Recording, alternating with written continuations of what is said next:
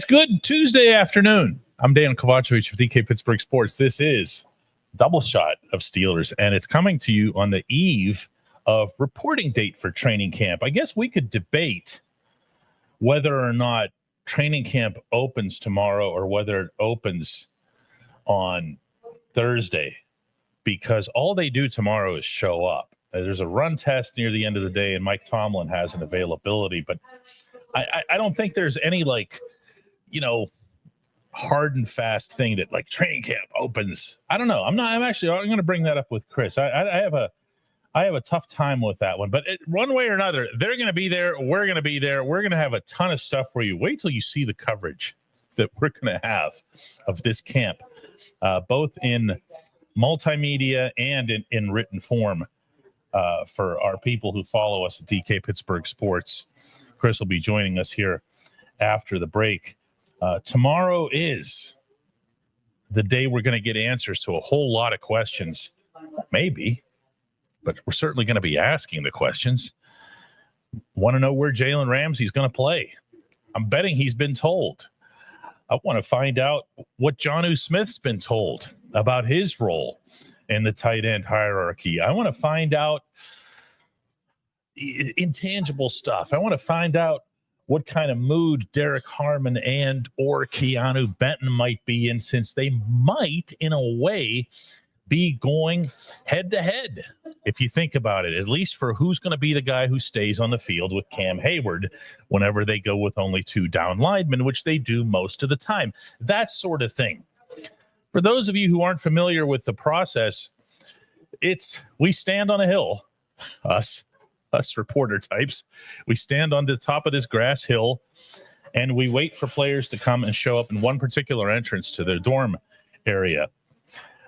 That applies to everybody. Now, that doesn't mean that you get all of the biggest names and everything else. Sometimes those players find their own way in and out of these buildings with some help from the team.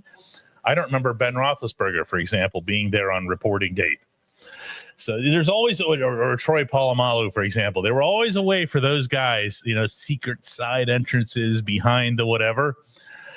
But we're going to get a bunch of guys, and we're going to get a bunch of news out of all this, and we're looking forward to sharing it with you.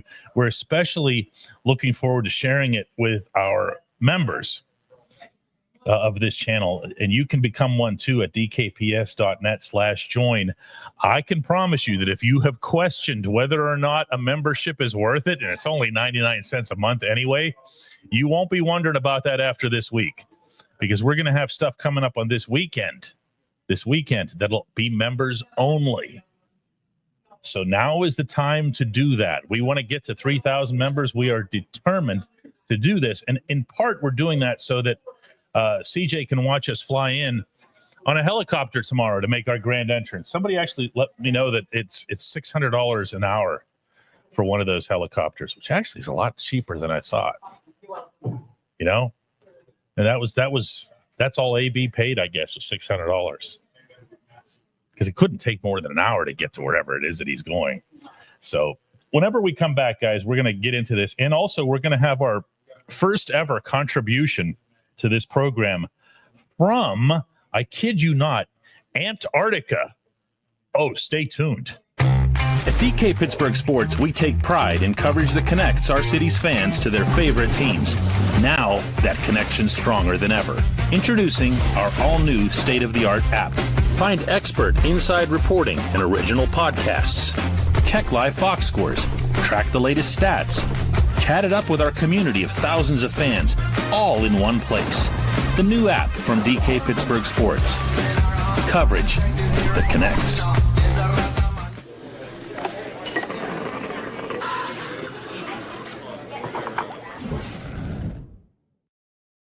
Guys, this live episode of Double Shot of Steelers is brought to you by Dazzle Sports, where sports memories come to life. You can get your keepsakes professionally custom framed, whether they're sports or personal. If you're looking to browse and buy your next collectible, you can do it from the comfort of your home at dazzle-sports.com. They've got so much inventory: cards, modern releases, vintage finds, even the protective gear like the top loaders and the sleeves for the valuable ones. They have so much inventory. Autographed jerseys, photos, game-used items, lots more. They support our show, so let's support them right back.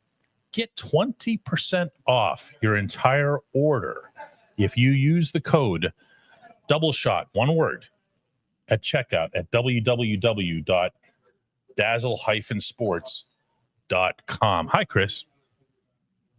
Oh, Chris is still hidden. He did it. I did it. What's going on, DK? The boss had to step away. We're having an exceptionally busy day down here at the HQ/shop/studio. Not exactly sure why. Tuesdays tend to be a little bit slow, but we're really getting it today. Rob Ullman, our cartoonist for DK Pittsburgh Sports, was in here just a few moments ago. Oh, that's awesome. Haven't seen him in a long time. You got some news about him coming up later this week. All right. For our subscribers that might or might not involve the return of Cartoon Cannon to our website. Really looking forward to that. So anyway, this Antarctica thing. Yeah. I was wondering about that. Before we get going, we had somebody in our chat, because I was just we were talking about the origin of the Penguins' name. Yeah, how silly it was that the Penguins are named for, a bird that's down there because of the igloo, which of course are only in the Arctic, not the Antarctic. Mm-hmm. And someone came in speaking on behalf of the people of Antarctica. And I was like, what the heck is that? And here he is from the Smith family. I invited him to come back today. He let me know on our website overnight that he did, in fact, spend a significant amount of time. Of course, it was a research base. You don't just buy a condo there. Right. But he did spend a significant amount of time down there. And that's about as much as anybody ever needs to refer to the people of Antarctica as we. So he is here. If anybody has any questions about Antarctica or what it would be like to live there or how many Steelers fans there might be. And every once in a while, we get those pictures, too. You've seen them. Yeah. Holding the towel or whatever, and it's like, I did it, all 7 continents, I did it. So the Smith family, he has a first name too, and I forget it here on the live show, but he's here if anybody has any kind of questions or anything like that. Chris, are you all ready to go?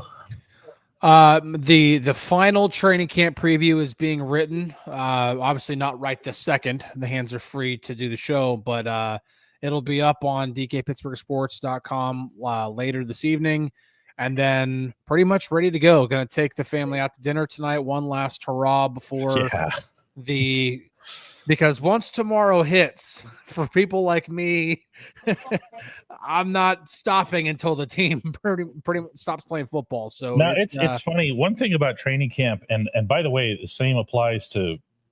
In a different way to both the hockey and baseball camps. Yeah. When the games begin, even the preseason games, you feel like you're off. Like it's like I remember, especially when I was new on baseball, going back quite a while, when the Pirates would open their season somewhere, whether it was in Pittsburgh or on the road, and I was there and I'm sitting there at that stadium, I'm going, wow, this is like 100 times easier. This is great. Yeah. We just skipped the spring training part. Yeah. But it's a long day. It's a long day that begins in the morning. They're generally speaking, not the reporting date. There's an access point at above the cafeteria level. Yeah, right outside the actual players' locker room that we don't have access to during training camp. And then the players go and they do their thing, then later there's a practice at 1:55 p.m. Mm-hmm. And then the practice runs generally 2 hours, depending on Mike Tomlin's mood. And then they're available. They walk off toward us in one end zone, and then Tomlin usually goes toward the other end zone, which is great workout for whichever one of us gets the shortest straw. Yeah. In that you have, and then there's work to do, and that's going to involve us here as well. We're going to be doing double shots from Latrobe. Yes. Okay. Yeah. They're going to be a little later. Yeah. I'll be finding a place to set up somewhere. most importantly, that has decent Wi-Fi, because that is paramount. Doesn't matter if I can't connect to the internet, but we'll be testing all that stuff tomorrow. But one way or another, we're aiming for a 5 p.m. live show daily through training camp, so you guys can adjust your lunar or internal clocks or whatever you have here. That you'll be with us, ideally, we hope, at 5 p.m.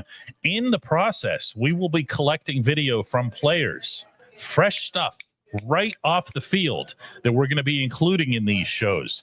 We're going to be sharing with you news. We're going to be sharing with you observations from right on the field. There's not going to be another show like this. Okay. At least I hope that it's one that in your eyes rises above. We're aiming high here. Yeah. Yeah. I mean, when we have the access that we do, it only makes sense to bring that to you, bring that straight to you. And, standing there and telling you what we think only comes with so much value. You want to hear what they have to say, and you want to hear what's going on, and we're aware of that. Exactly. David asks, "Will you interview Pittsburgh Dad?" He usually does make an appearance every year, and he's a nice guy. I met him a couple of years ago, but no, we interview the players. Aren't they all like Baltimore people? The whole Pittsburgh Dad entourage. I thought that was just a Baltimore. They live in Baltimore and stuff. I don't know where they're wrong. I don't know where they're not. live. They're not from Pittsburgh. I know that. Oh, okay. Oh, he's a nice guy. Not to burst anybody's balloon. I'm just throwing that out there. It's like that Pittsburgh Dad is from Baltimore, but I'm pretty sure that's true here. So Smith comes in with the Antarctica thing. This is, I'm likely letting you down, but I was stationed in Antarctica from 1993 to 94 as a winter over weather observer in the U.S. Navy. He says, I would have followed you back then, too. I wasn't. I was just like in college. Then don't date me too much like that. Tony Brown says, what do you think of the Max Starks announcement? I think there's another one to follow, is what I think. I can honestly say, just for the news that happened today, I've gotten to know Max over the past couple of seasons. He is an awesome dude. He's not just a guy who's who's already got his place in Steelers history, being a full-time tackle on the right side for Super Bowl 40 and then on the left side for Super Bowl 43. But then he's an awesome guy, and I really cannot be happier for him. It's truly awesome. The highest praise I can offer to Max Starks, and I've got a lot of it. Okay, first off, as a player. Yeah. Okay, this was a big time tackle. Okay, they used to say you needed to get a taxi to go to make sure that you get all the way around him. Mm-hmm. Max could play. Let's remember that. Yeah. Max can analyze. Max works his rear end off. Max is hyper intelligent. And the highest praise I can offer, though, is that the man whose place he'll be taking, the unfortunately lost Craig Wolfley, would have loved the choice. Yeah. The two of them were tight. Both of them offensive linemen. You should only ever have offensive linemen in these roles, by the way, because they know everything. And they're so much smarter than all the rest of us humans, as they would happily tell you. But I'm not going to say anything else about this. I am quiet about the follow-up announcement that might or might not follow. James Galloway asks if there's a downtown in Antarctica. I don't even know that there's like a central point. Like there's various bases. I don't. And the United States isn't the only one that has bases there. It is, of course, according to the Treaty of Antarctica, there's no ownership of Antarctica. Every country in the world, to my knowledge, signed that. Although who the hell knows what would be happening now? Ethan Smith says, is this the most positive hype centered on the Steelers in some time? Chris, I think we could actually have a whole discussion on this. Yeah. I don't get positive. I'm not feeling it. I actually did my morning podcast on this subject. I still get the feeling that everybody's really apprehensive because of the way the season ended, because of the no playoff wins in multiple years, because the coaching staff, specifically the head coach, didn't change.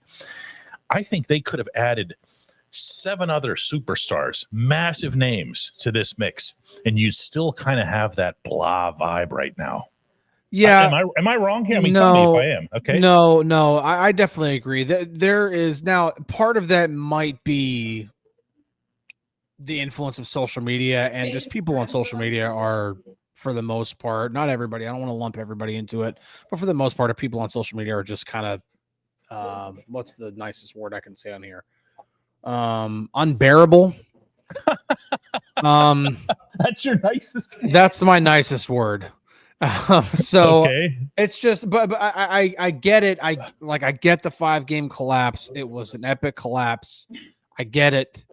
I get the fact that it's Aaron Rodgers and he's not the MVP Aaron Rodgers anymore. I get it. But man, this was still a team that won 10 games last year, and on paper they are better than they were last year. On paper, it makes more sense than it did last year, especially on the offensive side of the ball. I think because you can't quite put your finger on what things are going to look like. You can't put your finger on Aaron Rodgers and say, I know exactly what he's going to be at 41 years old. You can't put your finger on Caleb Johnston, who has 0 snaps at the NFL level, and say he's definitely going to be 1,000-yard back in his rookie season. You can't put your finger on DK Metcalf and say, on paper, yes, he's better than George Pickens, but he will definitely make a bigger impact in this particular offense than George Pickens did. There's a lot of stuff that is open-ended, and because of that, because of the trend of the franchise and having not won playoff games in 8 straight seasons, that people are just overall more pessimistic until proven otherwise. Joey Decatur has some nice things to say here about the Chalk Talks that you do, Chris. He says, as someone who likes to understand the game to its fullest while everyone else is watching Love Island, I'm on the Chalk Talk wave. Should I ask? I don't watch TV at all. I just know Love Island is a reality show. That's all I know. I haven't watched 1 second. Joey, we need to get you as a member, my man. I don't mean to finger wag everybody who comes along. It shows what color through your name that shows up on the screen. It's dkps.net/join. That's how those shows become possible. We do a lot of shows, and it takes a lot of time and a lot of money and all that other stuff. A lot of time.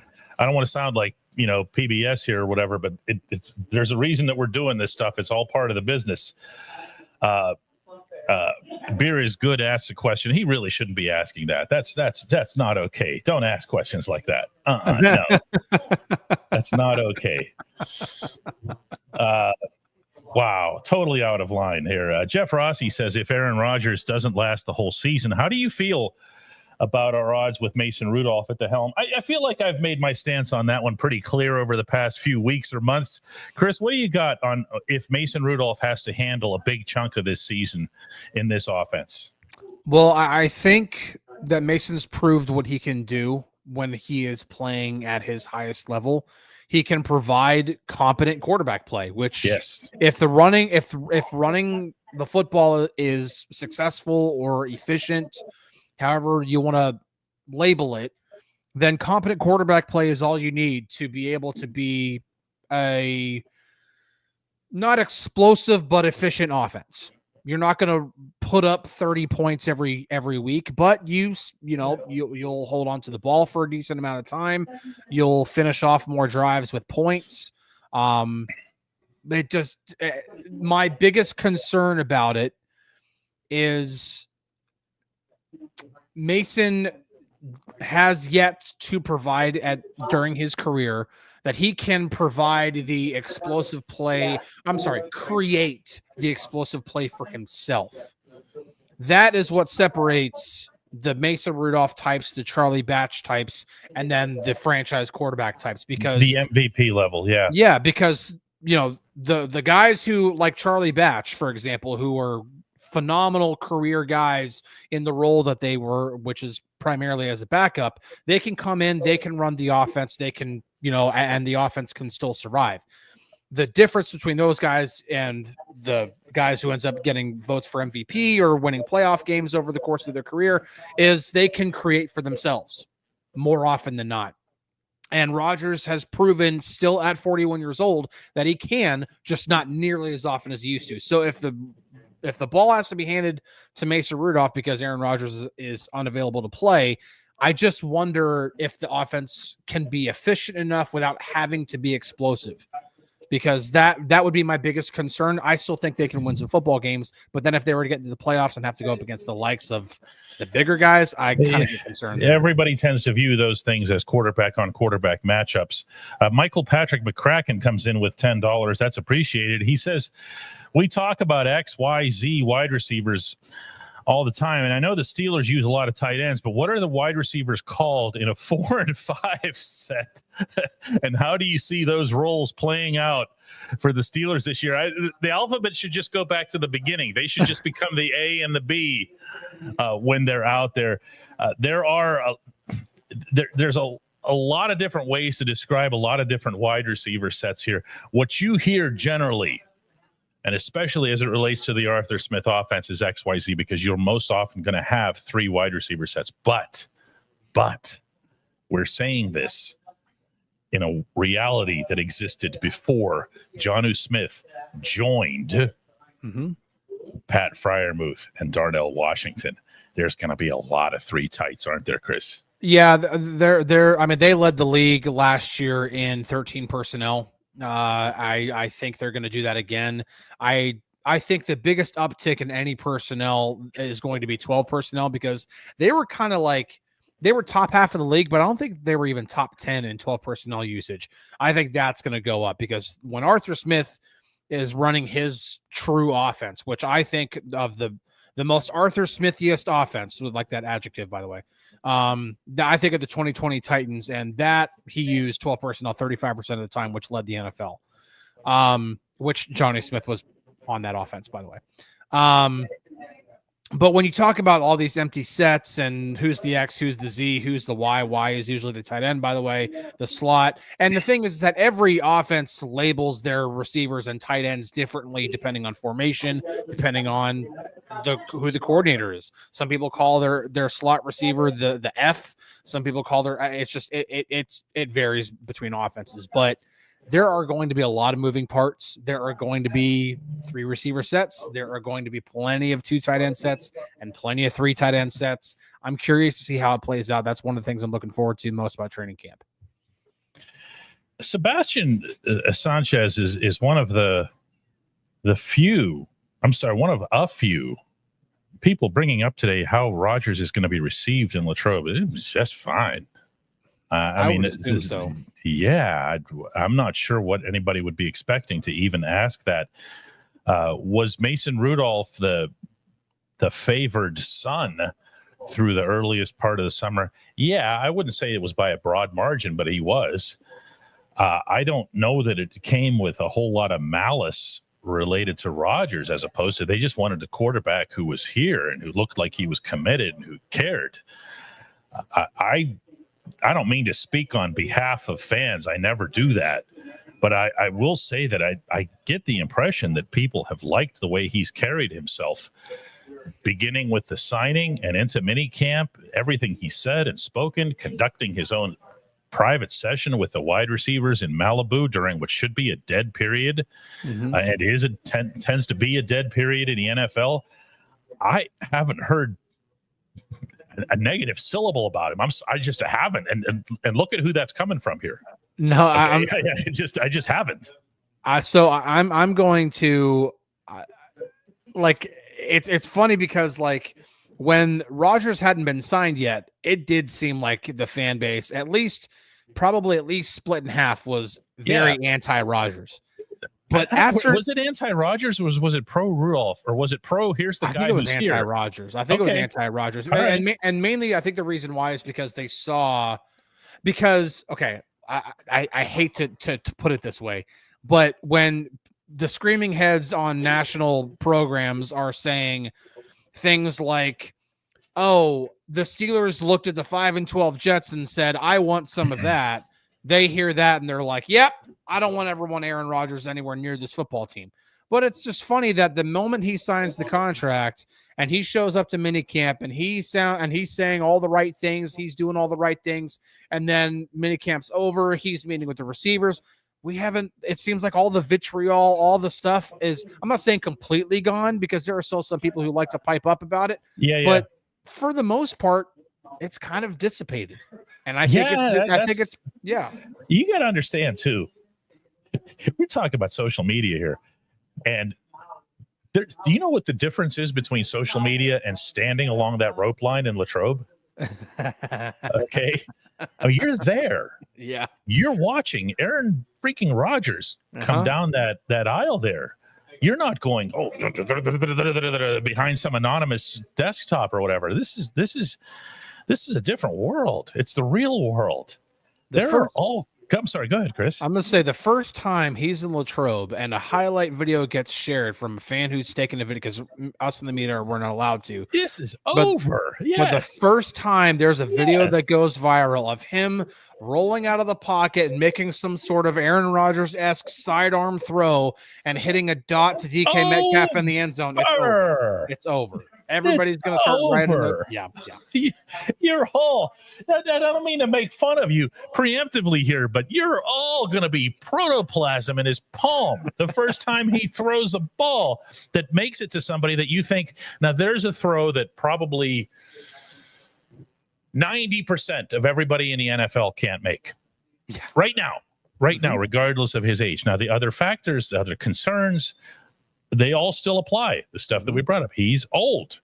He's more susceptible to being hurt. He was more susceptible to being hurt in New Jersey. Last year. Yeah. Okay. Missed all the previous season and was big time banged up throughout all of last season. Mm-hmm.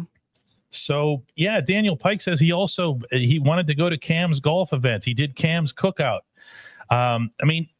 He wasn't here all summer long. He has made the most of his time here. We'll see how things go in training camp. I'm going to tell you this, though. I don't think he's going to be used all that much early. Like, I think you might see Mike Tomlin, because he did this to an extent with Russ, remember? With Russell Wilson, where he just says, listen, it was partly because of the calf, okay? Yeah. But it was also kind of like, let's see what these other guys have. Let's get snaps for the other guys. You know what I mean? Yeah. Lathon asked what my first question is going to be for Rodgers when I get the chance to interview him. I never think about questions in advance. Do you, Chris? I guess if there's a really specific circumstance, sometimes yeah. I mean, sometimes. I don't script my interviews, and most likely it would be something related to something that's really timely, like something that's specific to that day or something that we saw on the field or something to that effect. I hate to give you the boring answer, but that's actually accurate. For me, and it doesn't happen almost ever during training camp because it's not the proper setting. But for me, like I get a lot of great responses about the Chalk Talk videos. Well, during the season, a lot of the information that I get so that I can properly break down the play is literally from inside the player. Yeah. Yeah. So a lot of the time whenever I go into a locker room with an actual game plan or planned, it's like I'm going to a specific player or players to get answers. Now, they're not going to just whip out the playbook and show it to me. Why are there goaltenders attacking me? What is going on here? What the heck is all this? Can we please talk some hockey? No, we're not going to talk hockey. It's a football show. We got to talk hockey. You got match, man. All day tomorrow. No. Hockey now. No, we're not talking. We're not talking hockey on here.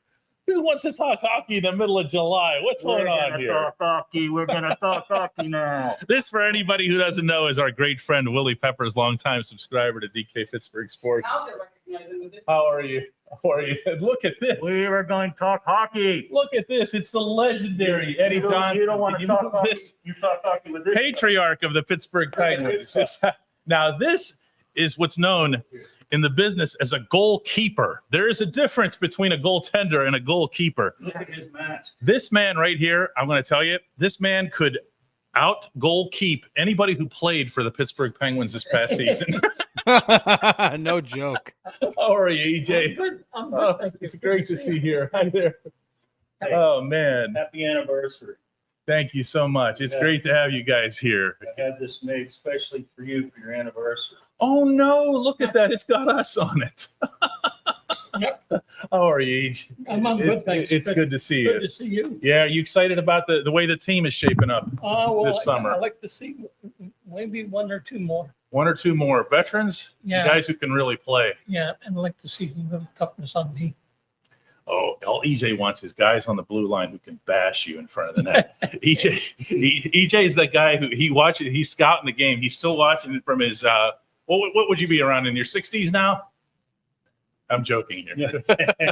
He's going to be I 90. appreciate that. I appreciate it. EJ's heading hard toward I'm 90, but he's still scouting every game from up in the press box. I'm in my 90th year now. And he will watch the front of the net. And he is the only guy, by the way, in all of Pittsburgh who will tell you that Chris Letang is one tough SOB because he watches the front of the net and watches the stuff the Letang does. Yeah, it's important. It's great to have you guys here. So impressive. Look at this. I want to give Look a at shout this. out to the man that made This this is mask. this is the boss. I don't know who this guy is over here. The camera's over there. I'm showing it to her. That's I don't know who this guy is. That's the boss over there.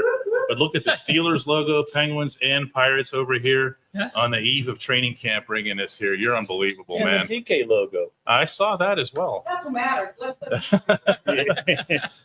But you know what's I- so cool, Vantage? That mask behind you is actually. that's Mr. Johnston. that's Look, can we have that? Can we have that up here? Those of you who have seen the iconic shot, and most of the world has seen it, of EJ in the Boston locker room, surrounded by multiple open cans of beer. Yes, that's when we won the cup. That 72. when the Bobby Orr and the Bruins. Yeah. Well, no, I'm sorry, EJ and the Bruins. Yeah, won the cup. They had an Orr and an Esposito on the team too, but they also had EJ. I finished with a 6-1, 6 wins, 1 loss. there were 25 beers around you. Oh yeah, well I finished them all. EJ, in addition to everything else, is a tremendous person. Somebody that has done so much for hockey in our area, including and not limited to the drafting of the greatest athlete our city will ever see. Mario. And you've gotten better at saying his name than you were that day in Montreal, right? Yeah, well, my friends, la première choix pour l'équipe de Pittsburgh, numéro 66, Mario Lemieux. He's gotten a little bit better at it. Oh my God, I can actually still. Can you see that, Chris? Can you hear him saying that? Yes, I can. On the floor in Montreal. Unbelievable. Yeah. This mask, by the way, is only worn by goalkeepers who are tough enough to play all of their team's games. Yeah, well, back then, there was 6 of us, and we all wore number 1, and that was our IQ too. Because we didn't wear a mask. 19 No masks back then. It's so true. 1963, the year I was born, was the year he played 70 straight games. 70 straight games. Yeah. There was no. Did you even have a backup? You have some dude just sitting there? No, No backups. I remember. What if you were having a bad game? Like, what's the coach I do? broke my nose in New York. I went and got stitched up, and then played then Montreal on Saturday. I re-broke it again, and then I got home after the game, and they put me in a hospital, and they put leeches on your eyes, take the swelling down, and then I played the next night in Chicago. Wow. Amazing. It really is. You should try to keep up with them. It's funny how much It's crazy. the sport has changed so much, and we promise we'll get back to the football in a second here, but the sport has changed so much Yeah. over the years. I have to ask you, EJ, as a guy who has seen multiple generations, you've played in the league at the highest level, you've coached at the highest level, you've been a GM at the highest level. Do you wish that hockey could become more physical again? When you watch these guys all skating away from checks the Well, way they do now, do you wish, is there room for it in the game? Well, I think what they did when they took the red line out. Everybody's going too fast. Yeah, you opened it up a little bit. See, before if you make the pass before the red line, you would get taken out. You were going to get hit. When now when they're open ice, a little more speed now. It's a speed game now. It's harder to catch him. You can't hit Connor McDavid if you can't touch him. They don't come much faster than him. I don't know that there's ever been anybody faster. With all due respect to your former teammate, Mr. Orr, Yeah, he was fast. he was Right. He turned it on. He was fast. crazy I have fast. 2 things in common with Bobby Orr. What you got? 1, I love hockey. 2, I'm his chauffeur now. EJ was kind enough a couple of years ago to invite me to sit at the dinner table with him before a game. This was up in Boston, and Robert Gordon Orr is sitting at that table.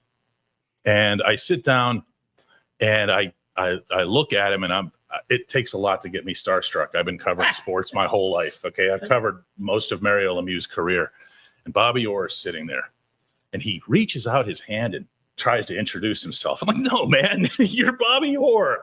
You don't have to tell me who you are. But he is that guy who would say, hi, I'm Bobby Orr. Yeah, like, no, man, we knew. He goes out of his way to introduce himself. Before you get back to football, I do want to say a shout out to my buddy Greg Bright, who made that mask. Appreciate that. Appreciate you, Greg. That's really, really nice. I didn't like that shirt he got on. Look at that. Oh, the 3-ice tournament. You're still coaching that? No, Okay. We play again this Thursday in Florida, and all the guys that are coaching are all Hall of Fame guys, and Yeah, Joey Mullen. Mark Recky's still involved and all that stuff. I don't know if Rex is yeah, involved. Rex, yeah, Is he? Yeah. Yeah. Mhm. Okay. Yeah, Joey Mullen, Brent Fjord. That's good stuff. yeah. Yeah. One beautiful thing to remember, my friends, there's only one city on this planet where all the teams wear the same color and have the same first names. That's right. And Mr. Johnston was the GM and coach at the time whenever the Penguins, when they changed the colors. Paul Murphy, yeah. Yeah, they changed the colors to make sure that they fit in with the Super Bowl champion Steelers, with the World Series champion Pirates, and of course with the city itself. The black and gold doesn't come from sports. It's on the city's crest. It's on the city's flag. Great to see you. Wow, what a surprise. Good to We'll see you. stick around. Awesome. All right, yeah, have a Stay seat. healthy. Have a seat. Yeah. Oh yeah. Wow. All right, Chris, what you got? Nothing that can ever top that. Not the guy who drafted Mario Lemieux. Come on, I'm speechless. And coached him and GM'd him and everything else, and still going strong. Still in the press box with us every night. Up there working, and he's working too. He's got that pen and paper out, taking notes that he passes along to Kyle Dubas. Craig Patrick is up there with him as well. Speaking of legendary general managers, he and Craig sit together up there in the press box. Yeah, I saw Craig at one of the games I covered last season. It's That's awesome. Yeah, it's I'm gonna get a little emotional here right now. I'm not gonna lie here. You're gonna have to bail me out here, Chris. That franchise, the Pittsburgh Penguins, has meant a lot to me in my life, as have both of the other two in their own way. And it's part of covering this stuff for a lifetime. I'm born and raised here, Yeah. and these aren't just names in the media guide for me. They're real life people who do things like this. Yeah. And when people say, are you fans? Are you whatever else? You're fans of the people. Believe me. You got to do your job. You got to criticize when it's called for. And actually, someone like EJ is actually the first to do that. When he sees something he doesn't like, Chris, it's no different than when we're around the Steelers guys that we mentioned, Max Starks. You see and hear and read some of them on social media, like Trey Essex and so forth. They take offense because it's their team. It's their crest that they were wearing. Do you follow me? Oh yeah. That's whenever I even saw earlier today. There's a pretty I'd say good split over the new 1933 throwbacks we were talking about yesterday, and then earlier today I saw Jerome Bettis quote tweet, and he just had the word tradition, and that's all he said. And it's coming straight from Jerome Bettis, who's the, outside of Franco, the greatest running back in franchise history. I mean, he was 5th all time in the NFL in rushing when he retired. I mean, you hear that from Jerome Bettis. It's just, it's different. You know, you can tell that those guys, whenever they say something that might be critical of the team or anything like that, whether it's Jerome Bettis or Troy Essex or Ben Roethlisberger, you know, they're lifetime Steelers. You know, that's who they are, and you know what the franchise does means a lot to them. Yeah, and I love that about them. I really do. I love that you guys, in particular, when you watch our channel, that you get to see a guy every week who comes on who's heart and sleeve, and Ramon Foster, and you see how much a good decision or a bad decision or a big win or a tough loss will affect him. Yeah, will affect him. It's very, very, it's very, very different, you know. And it's not something, sometimes fans, I think, can get the sense that they care more than the people who are involved, just because the people who are involved, you know, they require some composure. Okay. Yeah. And it is not true. It is not true. The gentleman over my shoulder here has lived multiple lifetimes of massive wins and excruciating losses, and the franchise being in jeopardy and everything else here. And, you know, there he is still going at it. And he's got the rings to show for it. Mm-hmm. You know, that's you know, really, really, really good stuff here. Let's see if we can get some football stuff here for Chris, because I'm kind of speechless at the moment. Michael says, I just want to say I love the show. You guys are much better than the jerk who does Daily Shot of Steelers. That's very funny. CTD says Mike Webster might be the best center who's ever played football. There's always going to be varying degrees here. You just heard EJ compare the skating of Connor McDavid to Bobby Orr. Mm-hmm. Okay. And EJ's in a better position to do that than any of us, since he played behind Bobby. Right there. He's watching Bobby Orr go coast to coast from behind his coast. Okay. Yeah. But he can watch Connor McDavid in real time and say, hey, here's how they compare. Those are the only people that are qualified to do that, CT. I will say that there is a Hall of Fame tracker meter that lists centers who are the most qualified of all time. And you will be disappointed to find out that Webster is number 3 on that list. You won't be disappointed to find out that Dermontti Dawson is number 1. He was on really, that list. Really awesome. Really Dermontti awesome. did stuff that nobody had ever done before at that position. And they love that stuff. Somebody who's a pioneer, the way Mel Blount was, the way others, Troy Polamalu. They love when somebody comes along who does something that hasn't been done previously. Yeah. No, that's one of the reasons why Bobby Orr is, like, when you talk about the Mount Rushmore of hockey. Oh, like geez, Bobby Orr. Yeah, Bobby Orr. I mean, it just changes the game when you have somebody who can create offense the way he did from the defensive position. It's just, you know, it paved the way for the Paul Coffeys and all of the other great offensive defensemen that have followed since then. So, it changes the game. And those are the guys that typically get remembered most, because that's why when you talk about, like, for me, I'm really switching sports here, but when you talk about, like, Dirk Nowitzki for the Mavericks, I mean, he was like the first 7-footer to truly have his game be out of the mid-range or from the 3-point line. And when most 7-footers at the time were all, you know, by the glass and in the paint and everything like that, he was making a living, making fadeaways from mid-range or from 3-point line. It changes the way the game is coached. It changes the way teams are defended. Yeah. And you know what? I'll say this forever and ever and ever, that Mario Lemieux is the greatest hockey player who ever lived, in addition to being the city's greatest athlete. But I will also say that nobody ever changed a single sport the way Bobby Orr did. Oh, yeah. I mean, a defenseman who was leading the league in scoring was the most unheard of thing. You know, and he would lead. He wouldn't follow the attack. He wasn't the trailer. Yeah, he would lead the attack. he was the first one up ice. Like, what are you doing? Dude, don't embarrass us. Slow down a little bit here. And Nunzio asked about the Steelers wearing the Bumblebee uniforms. Yes, they were very, very good at them. It's like, did they ever lose wearing them? I think they ever lose wearing them. Yeah, there was one loss. I was about to say, I think they did lose, but they did play very well in those. They'd never have taken them off if they never lost. Seriously, they would have done something to be like, these are our permanent jerseys now. That's good stuff. Chris here wants me to end the show so I can go. They're not going anywhere. They'll be around here. We can wrap up today with your final thoughts here, Chris. Really. Hang on, let's do this, since Robert Whitney since EJ said he'd like to see the Penguins still add another player or two entering the season, and they have the cap space, by the way. They can do that. What else do you see the Steelers adding before the start of the season? What else do you see them adding? I do think they're going to add another wide receiver. I understand training camp, like players report to training camp tomorrow. And some people are like, well, that's usually the line. You can't add anymore. No, that's not true. We see players added. Shoot, man, there have been players added today. And a lot of the training camps are already underway.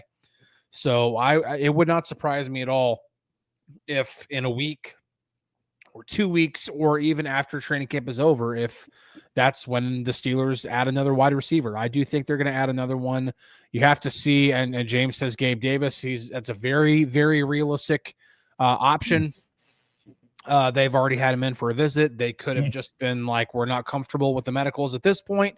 Let's circle back in a couple months, see where you are. And they might already, that might be who ends up being the guy. But yeah, Jeff says, I can't believe EJ is in your HQ. It's really awesome. But yeah, no, I do think they're going to add to that. I also wouldn't rule out adding another safety. When you look at the 4 that are currently on the 90-man roster, one of them is a true free safety. The other 3, including undrafted free agent Sebastian Castro, are like strong safety / box safeties. So you need another free safety, true free safety. So I do think they add another one. I don't know if that's going to be Justin Simmons, but I think they're going to add another one.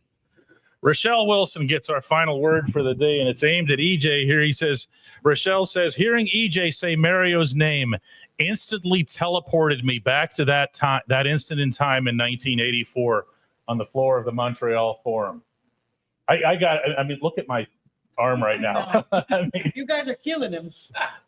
it's amazing that moment and how that changed all of our lives here in the city of Pittsburgh. And mine too. And his too, says EJ. Yeah, Mario changed his life a little bit here.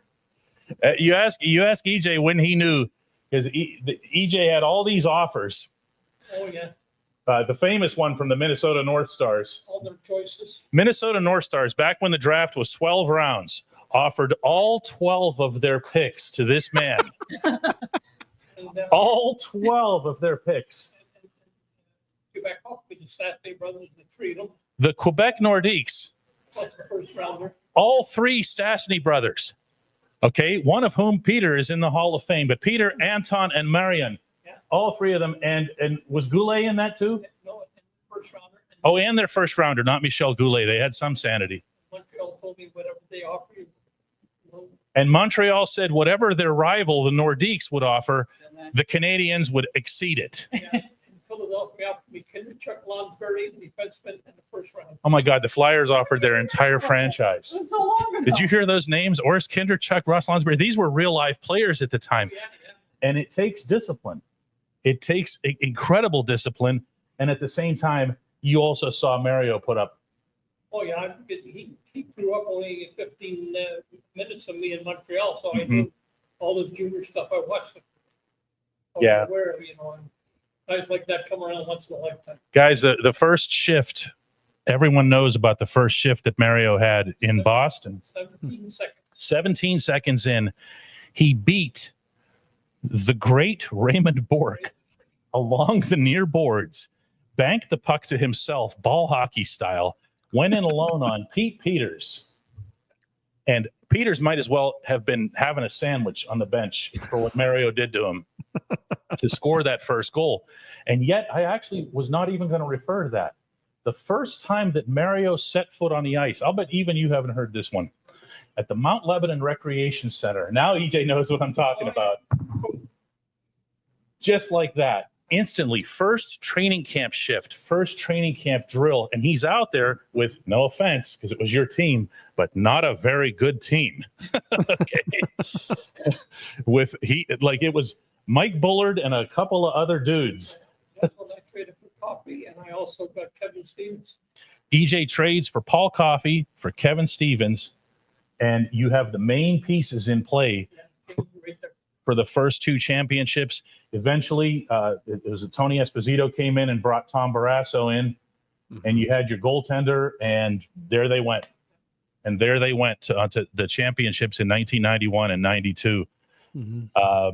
Yeah, Chris, what you got? I'm Yeah, I know.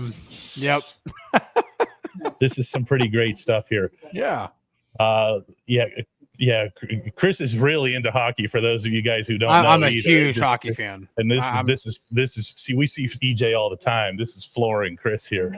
Yeah, I'm ready to hear more stories. Like I'm gonna get in my car and head downtown.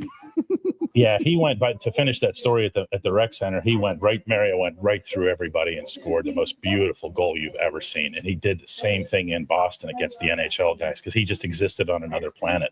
Yeah. There's by the way, no offense to you, those of you who are only football fans or whatever, there is only one greatest athlete ever in this city's history. And there isn't, even with due respect to Sid and Hannes Wagner and whoever else, they're just not him. Yeah. They're not him. He played the game on another level. Yeah, like Joe Green would be like the greatest Steeler of all time, but it's not quite Mario Lemieux. Oh no, yeah, no, that's good stuff. Let's go through let's close up for today. Yeah, believe me, we'll be all football when we get out to Latrobe. So we were allowed one more of these, right? Yeah, I think the odds of us running into EJ in Latrobe are probably a little bit slimmer. I would hope it's pretty hot and miserable out there. Russ came in with 5 gifts today. Carrie, as always, with 1. Sean became a member today. We really appreciate that here. Steve Smith checking in from Antarctica in his own way. We appreciate all of that knowledge. Earlier in the program, Michael dropped $10 on us. John Keelan wants to know what getting a member gets you. Being a member gets you EJ. That's what Big T wants to know, if my part of double shots will be from the store. That is not the plan. Even Chris doesn't know this. Oh, okay. Yeah, I am expecting to be out there, and me and Chris will be both squeezing into this shot that you're looking at here in Latrobe. The boss has high goals for this thing. We'll talk about it after the show, Chris. All right. A new member is R13 here. CJ asks, did Marvin Leal make the team? That'll be a no. Michael Barnett says 10 gifts. It is going to have to do for the day. Appreciate you, my man. Our friend from Antarctica drops a 20 on us here. Connor Lease is a new member. Pretty brown skin. I like that. Comes in as a new member. Michael with $10 gift here. Casper is a new member. Mike comes in with 10 gifts. Brent with 5 and Russ with another 10. We love you guys. I love doing this show. I don't know that I've ever loved doing it more than today. Yeah, that's really awesome. You guys are the best. You guys are the reason that we do it. And on behalf of everybody here, our friend Willie Peppers, Eddie Johnston, the boss over here, myself, and of course Chris out there in our Westmoreland County Bureau.